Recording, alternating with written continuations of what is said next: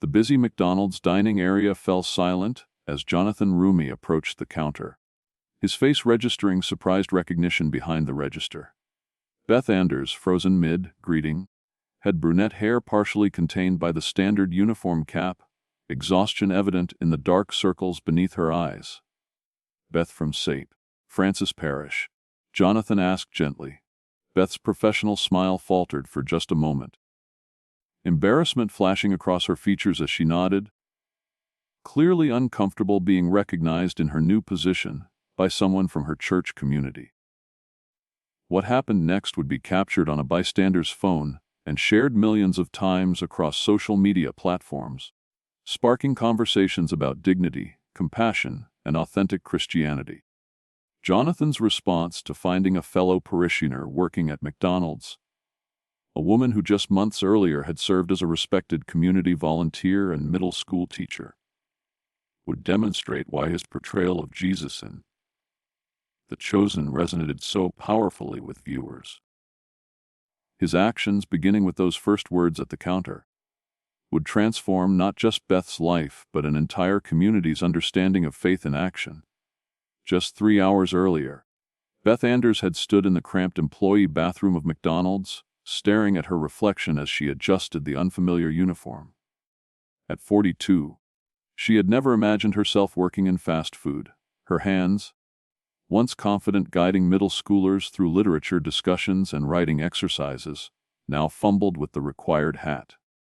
6 months earlier, she had been Miss Anders, beloved English teacher with 15 years of classroom experience and a reputation for inspiring even the most reluctant readers. But sudden school budget cuts had eliminated several teaching positions based solely on seniority, regardless of performance or student outcomes. Despite stellar evaluations and awards, Beth found herself unemployed.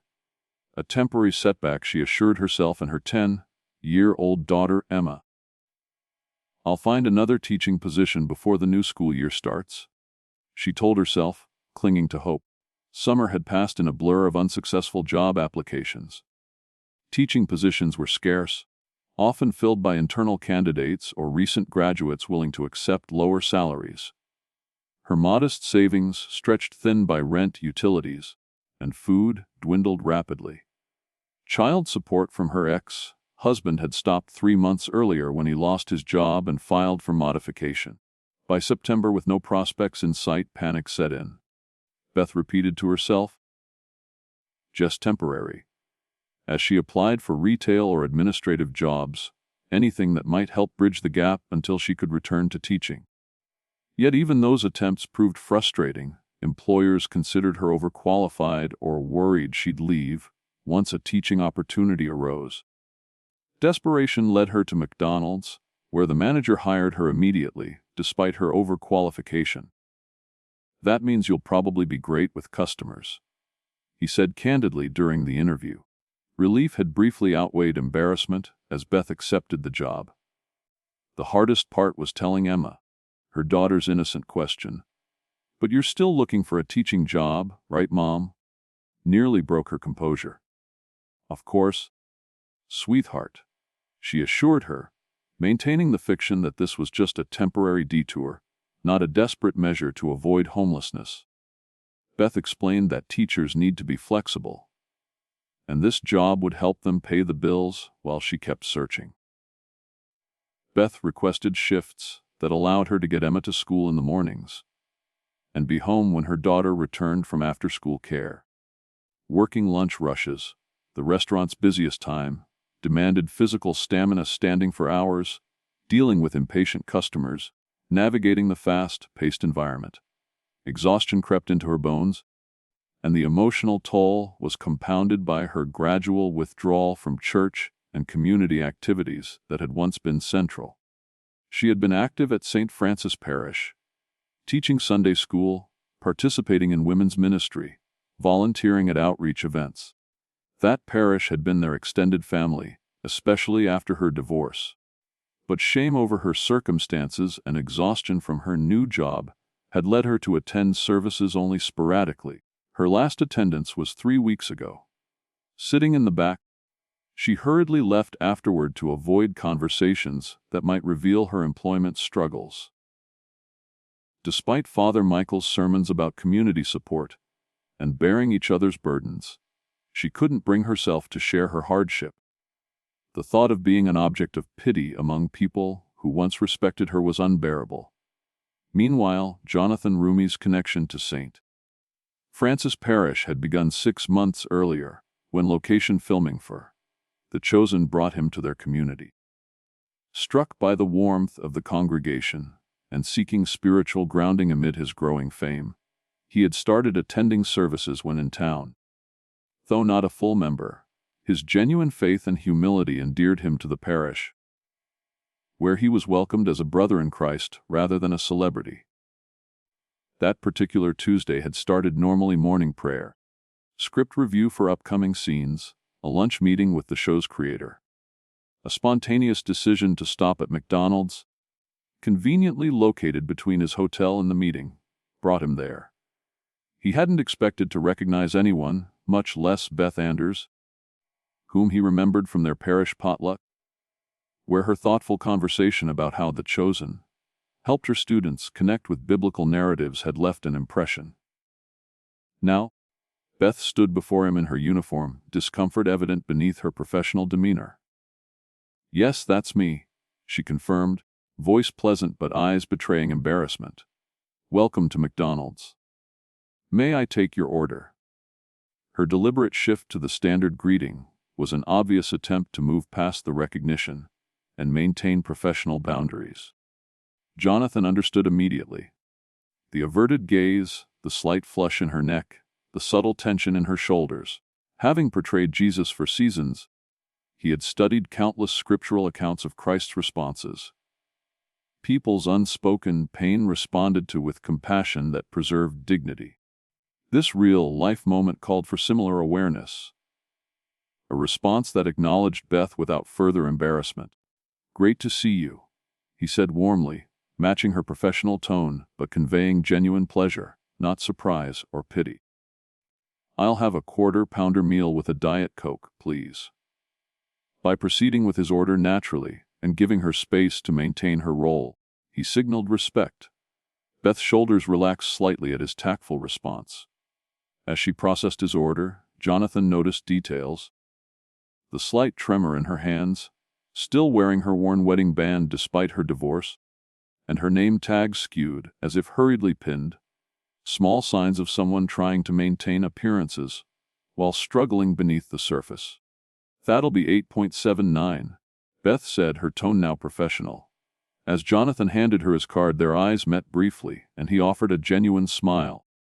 "I've missed seeing you at St. Francis," he said quietly, voice low enough for privacy despite the busy counter. "The Sunday school kids were asking about you just last week." That simple acknowledgement, that she was missed and her absence had been noticed, caused Beth's carefully maintained composure to waver. "I've been adjusting to a new schedule," she managed, handing him his receipt. "Your order will be ready shortly." The conversation paused as she turned to assist the next customer. The brief exchange seemed concluded. Jonathan moved toward the waiting area. While waiting for his meal, Jonathan observed Beth continuing to work efficiently, taking orders, counting change, directing customers, despite being new. Her organizational skills and patience, traits that had made her an effective teacher, were evident. She brought dignity to her work, approaching it with conscientiousness. Something about this encounter felt incomplete, a spiritual prompting suggesting it was not coincidental. As he ate, he considered how he might acknowledge her situation with respect, sensing her discomfort with his lingering presence. Beth noticed Jonathan's continued presence. The choice to stay rather than leave only added to her discomfort. His initial kindness had been genuine, but she feared prolonged contact might lead to well-intentioned questions she wasn't ready to answer. The lunch rush provided a welcome distraction. The constant flow of customers kept her busy, focused on orders, payments, and handling complaints. When her shift manager approached to let her take a break, Beth gratefully nodded. Her feet ached, her back sore from hours of standing, and she collected her purse, planning to step outside for fresh air and privacy. The thought of encountering Jonathan during her break created conflicting emotions: anxiety about explaining her circumstances, longing for connection with someone from her community, and a reluctant hope that maybe she could reconnect. Jonathan, sensing her discomfort, considered leaving to spare her further awkwardness, but felt the inner prompting to stay. His portrayal of Jesus had made him attentive to divine appointments, random encounters that offer opportunities for meaningful connection and support. As Beth emerged, wearing a light jacket over her uniform and heading toward the side exit, Jonathan gathered his trash and followed at a respectful distance. Catching up outside the restaurant, he called softly, "Beth?" His voice carried just enough to reach her without attracting attention. "I'm sorry to interrupt your break, but could we talk for a moment?" Beth, resigned, recognized that the conversation she'd been avoiding was now unavoidable. "I only have 20 minutes, she replied, her tone somewhat defensive. Arms crossed protectively over her chest, a physical barrier reflecting her guarded feelings. The bright midday sun highlighted her exhaustion, contrasting sharply with the energetic teacher Jonathan remembered from parish events. He maintained a respectful distance as they moved toward a nearby bench. "I just wanted to check in. I've noticed you haven't been at St. Francis lately, and now seeing you here." He paused, choosing words carefully.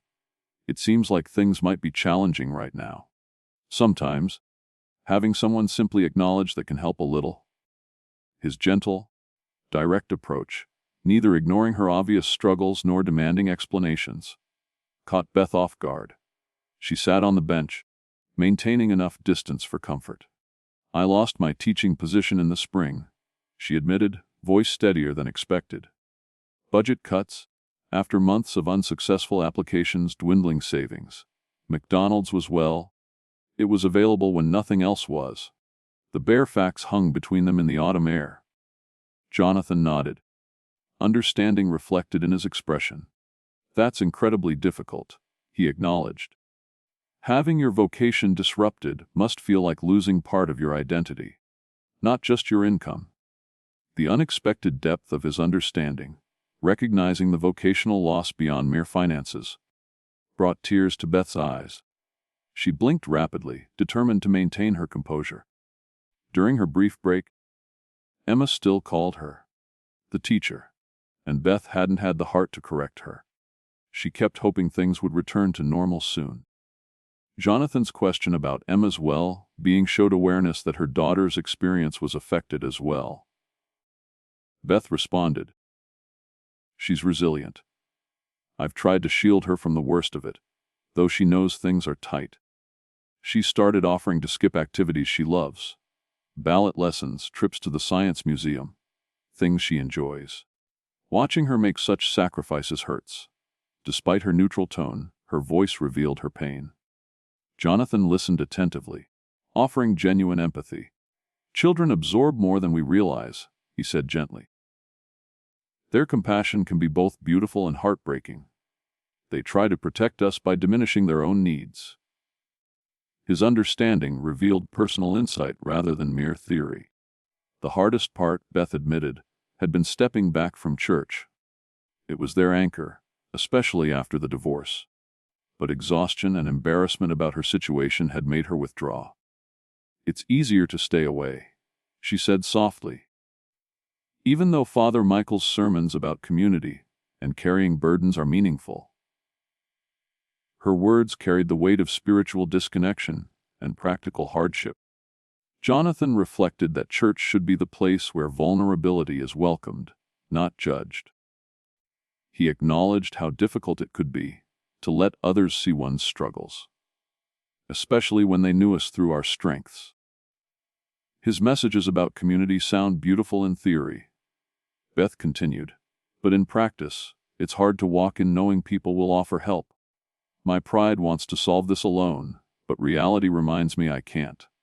Her honesty resonated with Jonathan, whose own journey included seasons of struggle. Sometimes, receiving graciously requires more strength than giving, he said gently.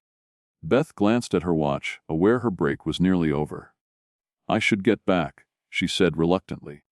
The brief conversation had provided unexpected spiritual nourishment after weeks of isolation. Thank you for not pretending you didn't recognize me or making this more awkward than it needed to be. Her genuine gratitude reflected how many small dignities she'd lost recently. When they both stood, Jonathan decided to make an offer. Beth, would you and Emma join me for dinner tonight? Nothing fancy. Just a meal and conversation, no pressure or expectations.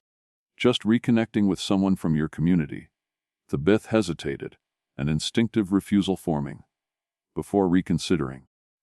The past months had been defined by increasing isolation, pride, and circumstances that separated her from supportive relationships. Emma had mentioned missing church friends just yesterday. Perhaps this small step toward reconnection would benefit them both. That's very kind, she finally responded. If you're sure it's not an imposition. They agreed to meet at a casual family restaurant near Beth's apartment, selecting a time after her shift that would accommodate Emma's homework routine. Beth returned to work, her steps lighter despite her fatigue. Jonathan remained on the bench a moment longer, offering a silent prayer of gratitude for the divine orchestration that had brought him there, creating opportunity for meaningful connection.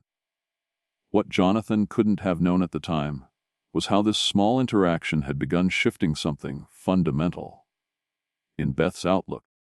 The simple act of being truly seen, her struggles acknowledged without being defined by them, created the first crack in the wall of her isolation and pride. It opened a window for hope to enter, breaking through months of self-sufficiency. When Beth picked up Emma from after school that afternoon, she shared the dinner invitation with unexpected enthusiasm. Remember Jonathan from church, the actor from The Chosen? We ran into each other today, and he's invited us to dinner. The casual framing intentionally omitted where they had met, protecting her dignity. Emma's reaction exceeded Beth's hopes. Her face lit up with excitement. A rarity lately. Mom, he plays Jesus. Is he nice in real life? Can I bring my book for him to sign? Is it okay to ask about the show? Her questions reflected childhood enthusiasm and a hunger for positive experiences after months of restrictions and diminished opportunities. As they entered the restaurant that evening, Beth felt a mixture of emotions: anticipation, lingering embarrassment, gratitude, hope, and worry. The weight of single parenthood pressed down on her, but the familiar presence of her daughter and the genuine kindness of Jonathan began to lift it. Jonathan rose from his seat with a warm smile that included them both equally. I'm so glad you could make it, he said sincerely, bending slightly to address Emma. Your mom mentioned you might join us, and I've been looking forward to meeting you. His natural engagement with Emma, asking about her school projects, favorite books, thoughts on The Chosen, immediately eased some of Beth's tension. Throughout the meal, Jonathan interacted with Emma with genuine interest, balancing kindness and respect for her intelligence, never talking down or treating her as an accessory. When Emma excused herself, Jonathan turned to Beth with a more serious expression. I hope you don't mind, but I shared a bit about your situation with Father Michael this afternoon, he said, noticing her immediate tension. Not to gossip, but because the parish has resources specifically for supporting members through hardships, especially those affecting children. Beth's protective walls immediately reasserted themselves, pride and fear making her withdraw. I appreciate the thought, but we're managing, she replied, her voice worn from repeated phrases. It's just a matter of time before another teaching position opens up. Accepting charity would feel like giving up? Jonathan nodded, acknowledging her perspective without challenge. I understand, he said. Before The Chosen found success, I experienced periods when my acting couldn't cover expenses. The line between temporary help and defeat was razor thin. His openness allowed for genuine conversation, not defensiveness. What changed your perspective? Beth asked, genuinely curious. She found it hard to imagine him experiencing similar struggles, but his understanding seemed rooted in authentic experience rather than mere kindness. A mentor helped me see that community support isn't charity in a demeaning sense, but stewardship of shared resources. Jonathan explained. Some seasons are meant to give, others to receive, but the resources aren't truly ours. They're entrusted to the community for everyone's well-being. That reframing helped him accept help with dignity during lean times. His perspective echoed scriptural teachings about sharing resources in the early church. Not charity, but stewardship. Beth's interest was piqued. She shared, "I've taught those passages to Sunday school, but I hadn't applied them to my own circumstances." Emma returned to the table, preventing immediate continuation of the conversation. But the seed had been planted. Throughout the remainder of the meal, Beth found herself contemplating how her insistence on independence might contradict her faith. The faith she'd taught her students and her daughter. A faith rooted in interdependence and mutual support within a spiritual community. When Jonathan addressed Emma again, he casually mentioned, "I'm visiting your church again this Sunday. The children's ministry has a special program about the calling of the disciples. If you're planning to attend, maybe we could all sit together." The invitation, though directed at Emma, was inclusive of Beth, gently encouraging reconnection without confrontation. Emma looked at her mother with hopeful expectation. Beth hesitated, facing questions, explaining her absence, acknowledging her circumstances. Yet after witnessing Emma's joyful engagement that evening, she decided to accept.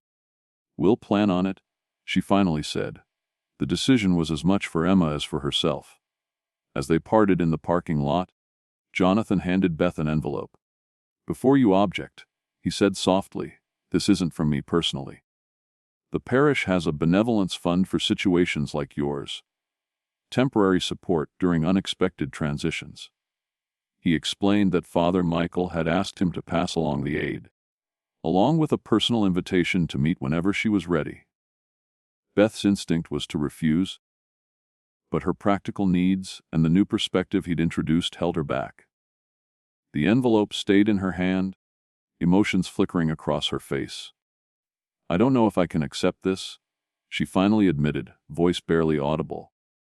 "It feels like crossing a line I've been determined to avoid." "Perhaps consider it from Emma's perspective," Jonathan suggested gently. "Children don't see community support as shameful, but as belonging to something larger. A circle of care that helps their parent carry burdens too heavy to bear alone." The reframing shifted her focus from pride to Emma's well-being. Seeing support as beneficial to her daughter's sense of belonging, rather than threatening, created space for acceptance. "Thank you," Beth finally said, carefully placing the envelope in her purse.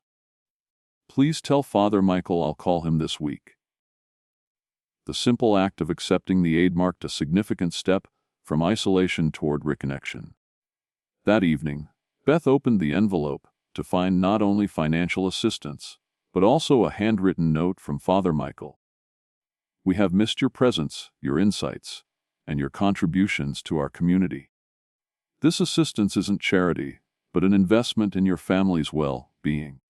The hand that gives and the hand that receives are equally blessed in God's economy." The note echoed Jonathan's earlier perspective, reinforcing its theological foundation. The aid covered 2 months' rent and utilities, provided grocery gift cards, and included information about a teaching position opening at the parish's school for the spring semester. This comprehensive support addressed immediate needs while offering hope for a longer-term resolution, a balance honoring both urgent necessity and future opportunity.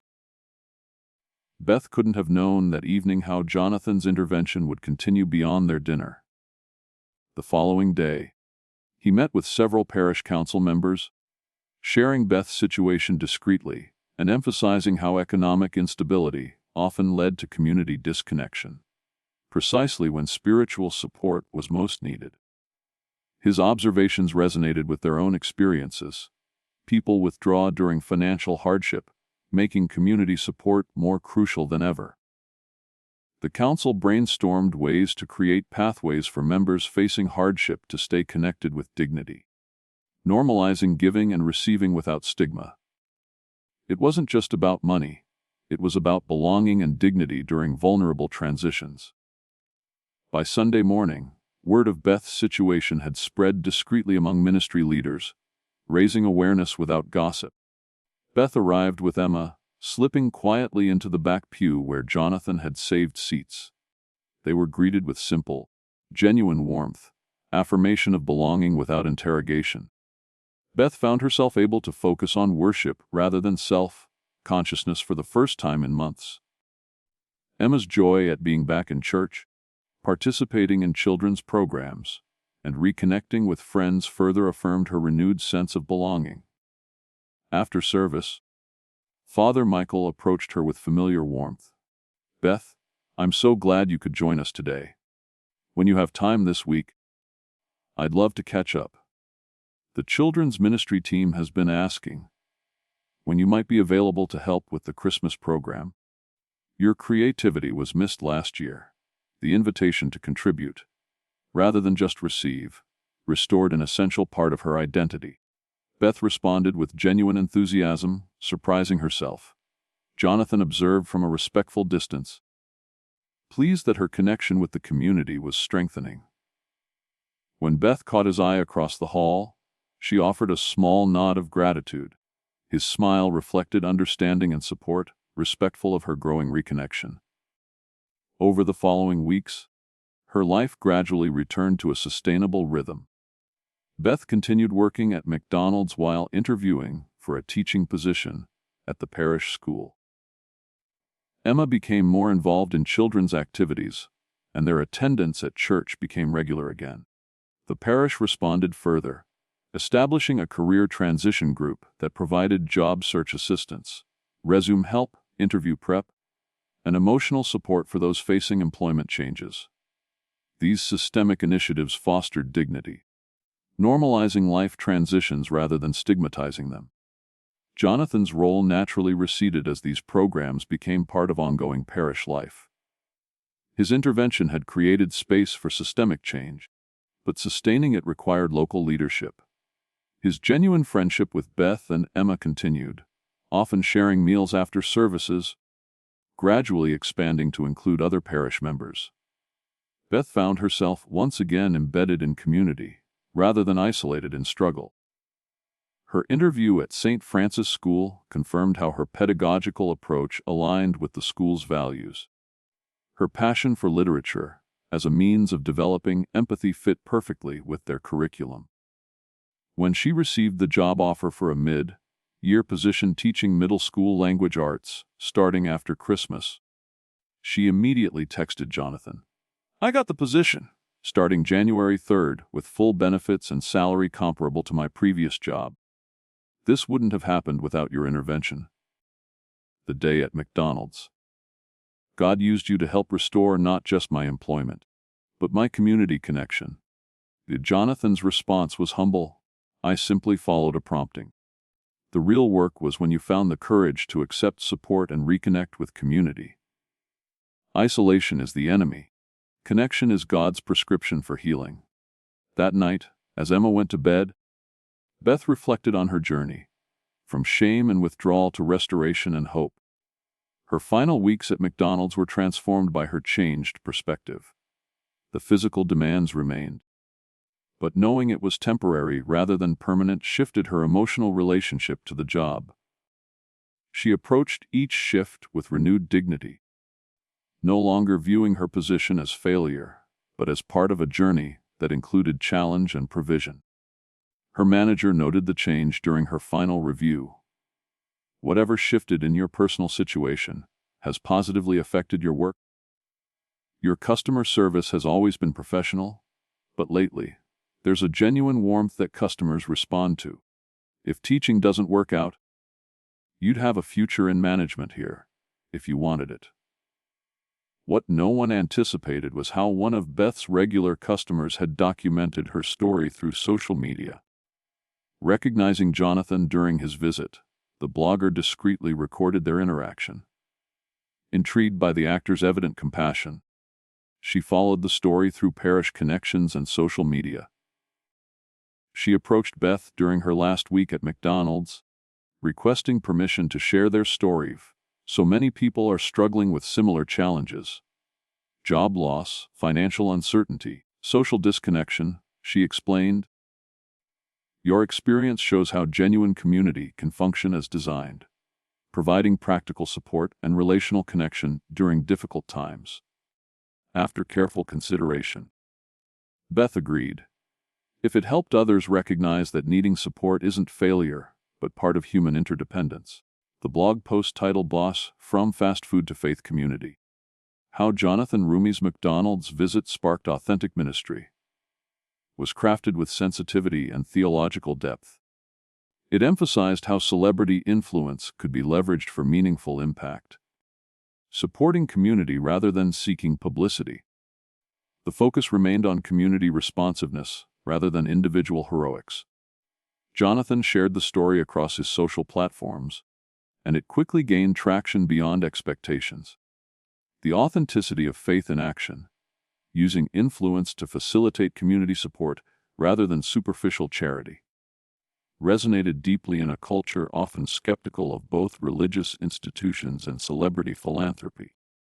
Comments, filled with stories of others withdrawing from faith communities during hardship, individuals caught between pride and need, and communities struggling to create systems that preserve dignity emerged. The story prompted many church leaders to consider how to better support members facing economic challenges, normalizing both giving and receiving within the congregation. During a Christian leadership conference, Jonathan, Beth, and Father Michael participated in a panel titled Authentic Community During Economic Uncertainty. They shared perspectives. Jonathan emphasized that community is God's design for human flourishing, rooted in biblical teachings. Beth reflected on her journey from shame to belonging, and Father Michael spoke about systemic responses that honor dignity. The panel's insights reached thousands of churches, nationwide through recordings and distribution. It offered practical ideas, creating cultures where vulnerability is welcomed, where temporary need does not diminish belonging or opportunity for contribution.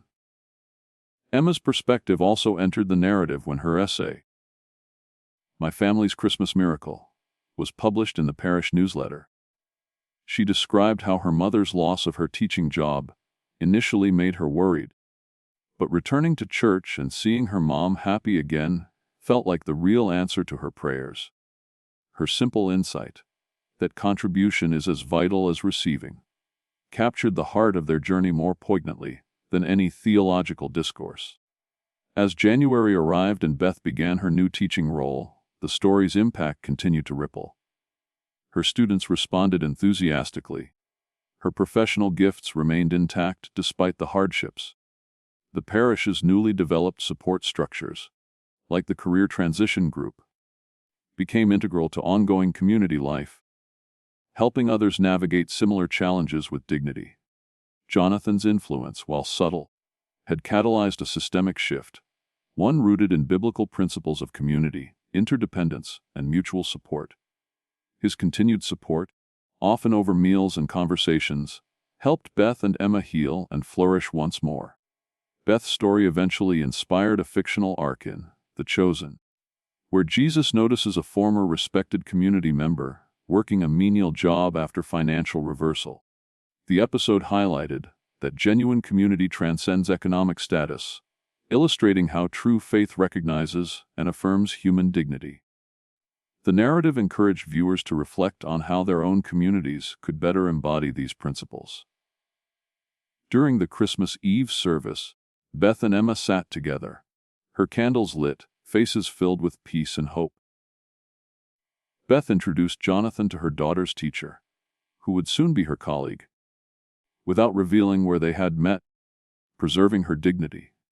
Jonathan, asked to read during the service, delivered a scripture with reverence, embodying the authenticity he valued. The most powerful moment of the evening came during the candle lighting. Beth and Emma's faces illuminated by light, a visual symbol that darkness had been pierced not by grand gestures, but through genuine reconnection. A community restored through one person noticing another's unspoken need. A reflection of divine love in action. Afterward, Beth introduced Jonathan to others, sharing how one small act of kindness had helped restore her vocation and her community. The story of their journey continued to inspire, demonstrating that authentic Christianity, the kind that truly changes lives, is rooted in moments of genuine recognition and connection. When we create communities where both giving and receiving happen with dignity, we reflect God's design for human flourishing. Like, subscribe, and share if you believe in the transformative power of being truly seen and genuinely connected during life's most challenging seasons.